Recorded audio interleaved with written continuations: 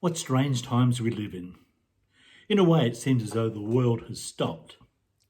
It's been called hibernation. It's a bit like pressing the pause button on your favourite movie while you go to the kitchen to get a snack.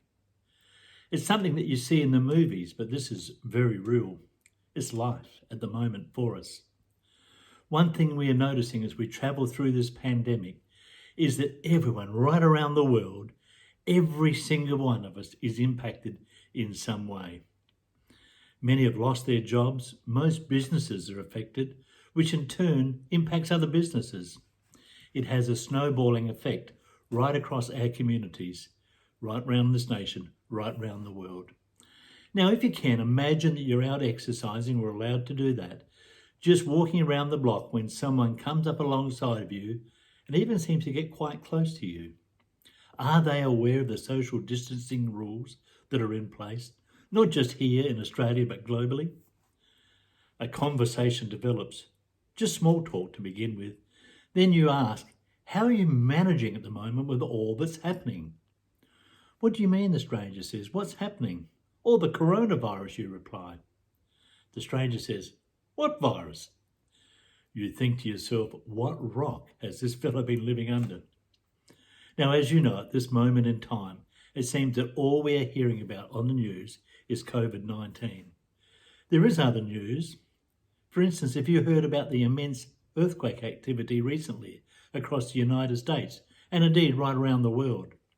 Have you heard about the devastation being caused by locusts across many African countries and the very threat to their own food security? Coronavirus is our news, and surely everyone around the world knows about coronavirus, especially in Australia. Actually, I think it's like the story in Luke 12:13-34. It has a similarity to this. Everyone in Jerusalem knew that something had happened on that Friday. Absolutely everyone. You had to. You could not have missed it. You may not have been in the court when Jesus was falsely accused. You may not have been in the crowd when he was condemned to die. You may not have been at Calvary when Jesus was nailed to the cross. And you may not have actually witnessed him hanging there between those two common thieves. But many were, and they witnessed these events. And everyone knew that something had happened. Again, you had to. Because at noon, the sun stopped shining. It went dark for 3 hours from midday until 3 o'clock. Well, it was a very dark moment in history. The huge curtain that stood in the temple that surrounded the Holy of Holies split from the top to the bottom. And that's why we can confidently come now into the presence of God, his holiness, through Jesus.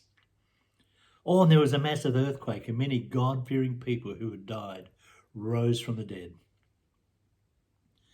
Even the Roman officer, the one in charge of the executions, he knew that this was no ordinary death. Luke's gospel says that he worshipped by saying, surely this was the Son of God.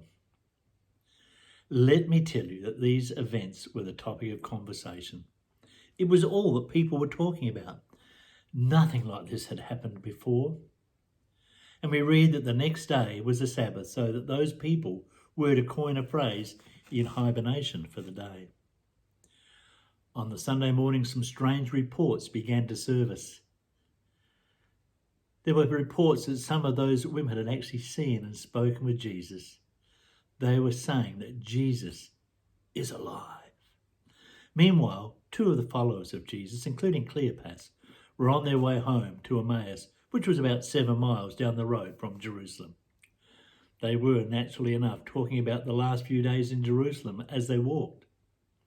Suddenly they were joined by Jesus, although, as we know, they didn't recognise him. Maybe they were caught up in their grief. Maybe it was just because it was so unexpected. After all, they knew what had happened to Jesus. Luke says that God kept them from recognising him. Whatever, this stranger came alongside of them and asked them what they were talking about so intently. The scripture says that they stopped short with sadness written across their faces. Oh, I can understand that. All of their hopes, All of their plans, everything had evaporated before their very eyes. Everything that they thought would happen had been nailed to a cross back there in Jerusalem. Now, some of us are feeling a bit miserable at the moment. We're sick of not being able to mingle and share with others. No handshakes, no hugs, no touching, just social isolation. When will all of this ever end? Our plans and dreams have been interrupted, and we wonder if they haven't evaporated as well.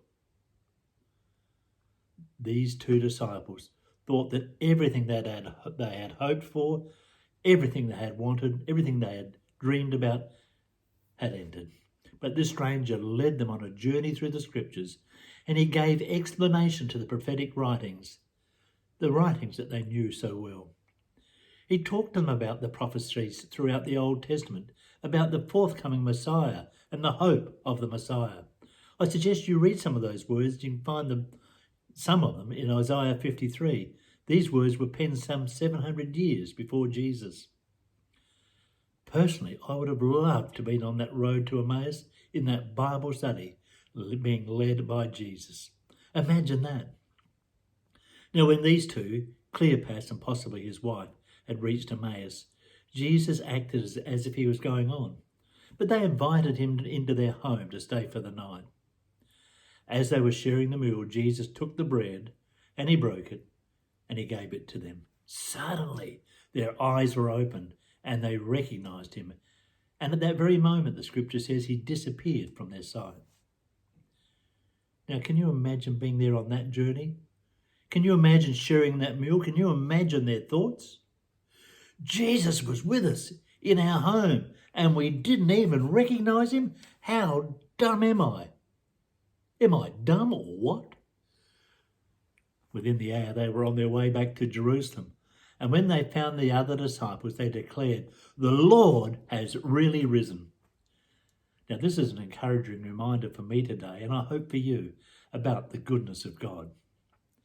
Firstly, I cannot imagine being in the position of those two people, being with Jesus and not recognizing him, even though the signs were there. The way that Jesus had compassion for them, the way that he listened to them, the way that he spoke, the clear and concise explanation of the scriptures, and the hope that he offered. Of course, when they thought about it, they knew it had to be him. They knew they had to go and tell the others. They knew.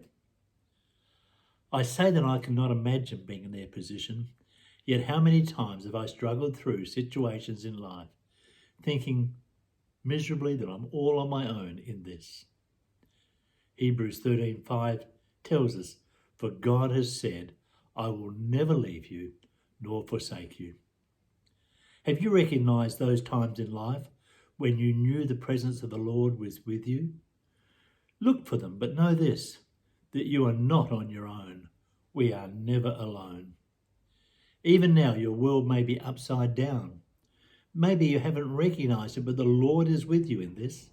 You're not on your own. You don't have to struggle along on your own. Have you spoken to him? Have you listened for him? Have you listened to him? My prayer for you today is that just as those two people in Emmaus that evening recognized Jesus when he broke the bread at that evening meal, that you will recognize Jesus as we face this invisible enemy, this COVID-19. May your eyes and mine be open to his compassion, to his love, and to his protection. He's sharing the journey with us. We are not on our own. Jesus brings hope. Jesus brings hope because Jesus is alive. May God richly bless you.